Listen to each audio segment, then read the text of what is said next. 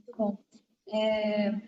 Pegando um gancho no que os professores falaram agora, vocês poderiam comentar sobre as eleições, sobre os candidatos, as pesquisas e as intenções de voto? Edinaldo, novamente eu deixo para você começar. Pode ser. Bom, eu acho que nós temos um desafio interpretativo com 22, porque claramente 18 nós tínhamos um candidato outsider, né, que com um discurso antissistema se elegeu para o cargo majoritário e puxou junto consigo uma boa quantidade de candidatos eleitos para cargos proporcionais. Até essas eleições, até domingo passado, né, era quase consensual de que não dava para falar num fenômeno chamado bolsonarismo, porque não tinha bases realmente sólidas até, pelo menos eleitorais até então, né? A eleição de domingo mostrou um certo descolamento entre o voto Bolsonaro, o voto em Bolsonaro e o voto para candidaturas proporcionais. Nós vimos importantes figuras que a gente pode chamar figuras bolsonaristas eleitas, em alguns casos com votos em votos que não foram coerentes, né? Ou seja, pessoas que não votaram no Bolsonaro para presidente, mas votaram em candidatos conectados ao bolsonarismo para cargos proporcionais. Então, eu acho que vai ser inevitável a gente voltar a discutir a existência ou não de um fenômeno chamado bolsonarismo. Com isso, começa a ficar também importante discutir se a tese do ressentimento de classe continua valendo para agora, para 22, ou se já podemos falar de um eleitor realmente conservador. Eu acho que esse é o principal desafio da ciência política, principalmente agora, com esse resultado eleitoral do primeiro turno, né? Nós temos que reavaliar se já é possível falar de um bolsonarismo ou, dando outro nome, né, da consolidação de um eleitorado conservador. Nos Estados Unidos, por exemplo, né, já é quase consensual de que Trump não foi apenas um evento isolado e que há autores como Russell Dalton que fala de um realinhamento partidário no contexto norte-americano, ou seja, eleitores conservadores que não se viam representados nem pelo Partido Republicano passaram a encontrar dentro dos republicanos alguns representantes de seus interesses mais conservadores. Essa eleição de domingo agora aponta sinais de que talvez um grupo importante de eleitores comecem a se descolar da figura do Bolsonaro e pleitear um tipo de representação mais à direita.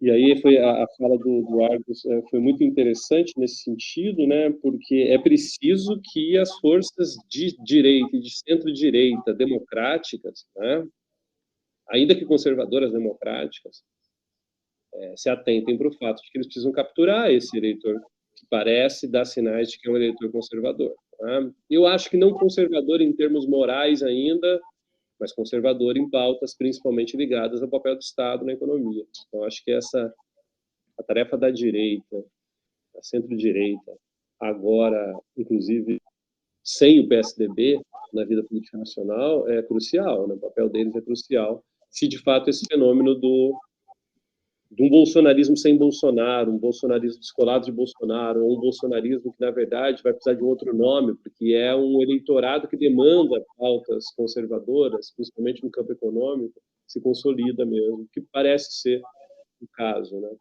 Bom, é claro que a gente está falando muito no calor da hora, né? As eleições, o primeiro turno acabou de acontecer, então preciso olhar com cautela, mas há sinais de que se consolidou um tipo de eleitor preocupado com um certo conservadorismo. Eu começo também pelo fim do Edinaldo, eu concordo que é muito recente, né? Qualquer interpretação que tente dar conta de questões tão recentes, de um futuro tão próximo, elas tendem, evidentemente, a ter certas imprecisões. Então, nada que a gente pode dizer é conclusivo, eu não tenho essa pretensão. Agora, algumas questões que eu posso tentar colocar também, Se a gente considerar, por exemplo, as eleições de 2006, na qual o primeiro colocado de 2022, que é o presidente Lula, né? Na época, o presidente Lula e agora o presidenciável, ele conseguiu 58 milhões de votos, estou aqui tentando lembrar dos dados, então, assim, em 2006, pouco mais de 58 milhões de votos elegendo o primeiro colocado. Em 2022, o primeiro colocado com 57 milhões, 200 e pouco, aproximadamente 1 milhão a menos do que 2006. Então, a gente está chegando ali um teto estatístico. O segundo colocado também bateu o recorde pela primeira vez, um segundo colocado conseguiu mais de 50 milhões de votos no primeiro turno, né? Esse segundo colocado, que no primeiro turno teve pouco mais de 51 milhões de votos, em 2018 teve algo em torno de 57 milhões de votos. O que eu quero dizer com esse tanto de números? 2006, 58 milhões de votos foram suficientes para a eleição do presidente. 58 milhões e alguma coisa. Em 2022, o primeiro colocado tem apenas 1 milhão a menos do que esses 58 milhões de votos. E o primeiro, o Bolsonaro, tem mais ou menos, em 2018, o mesmo número de votos que o primeiro colocado agora em 2022 conseguiu. Isso me parece levar a crer que há uma dianteira muito favorável à manutenção do primeiro turno, porque foram, entre o primeiro e o segundo colocados, 6 milhões e 200 mil votos de diferença, aproximadamente. Então, nunca houve reviravoltas no segundo turno presidencial desde 89, esse é um aspecto. 2 termômetros interessantes para avaliar as eleições presidenciais brasileiras são as votações em Minas Gerais e no Amazonas, principalmente em Minas Gerais. Geralmente, quem ganha em Minas Gerais no primeiro turno ganha as eleições no segundo turno. E as eleições em Minas Gerais são muito semelhantes, os dados para o estado de Minas quase refletem os dados para o Brasil. O primeiro colocado ficou também com 48% de votos, e o segundo colocado com 43%. Então, me parece também, com as alianças que têm sido feitas nesse centro democrático, que eu tenho visto nos últimos 2 dias, é tudo muito recente, mas ex-ministros da economia, figuras políticas do que seria a direita liberal, pessoas vinculadas ao centro mesmo, convergindo para um campo democrático, misturada a essa frente de 6 milhões e 200 mil votos, e o fato de o número do primeiro colocado em 2022 ser muito próximo daqueles que foram eleitos em 2018 e em 2006, me parece que a gente tem um cenário, pelo menos, estável de manutenção do primeiro turno. Mas é muito difícil dizer, porque há efeitos de redes sociais, é o maior número de eleitores que o Brasil já teve, foi o maior comparecimento às urnas, apesar das abstenções.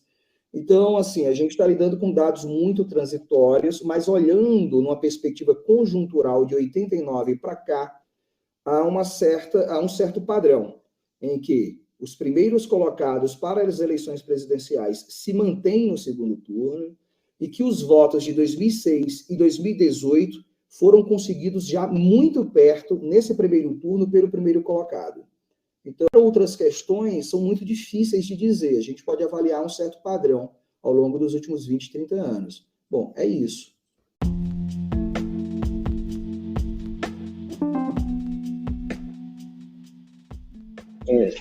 Eu agradeço muito. Eu acredito que, principalmente analisando as eleições no nosso Congresso Nacional, que a nossa luta vai ser longa. Os anos prometem, viu? O bolsonarismo realmente conseguiu se consolidar, ou pelo menos parece ter conseguido se consolidar enquanto movimento nas eleições para o Congresso Nacional. Enfim, os senhores têm mais alguma coisa a acrescentar? Alguma consideração final? Edinaldo? Da minha parte, não. Só agradecer o convite, bater esse papo aí com vocês, com o Argos. Foi bem legal. Parabéns. Eu agradeço também, um prazer estar com todos vocês, escutar e aprender o Edinaldo e aprender também esse novo gênero de comunicação que a gente está aqui, que são os podcasts. Prazer estar também com quem nos ouviu. E é isso, um ótimo dia para nós. Nós que agradecemos. Muito obrigada. Muito obrigado. E esse é um assunto que realmente tem um lugarzinho no meu coração, viu? Vocês não têm noção do quanto eu amo. Estamos sempre à disposição para novos debates e conversas. Igualmente.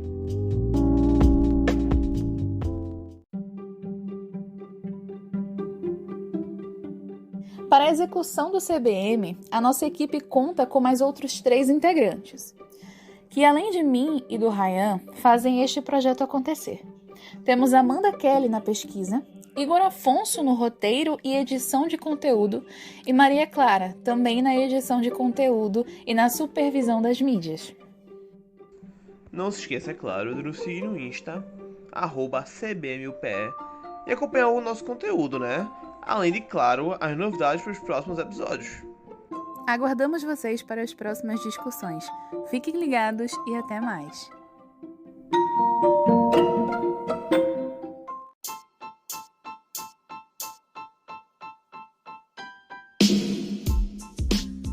CBM. O lugar onde não se cala. Se discute.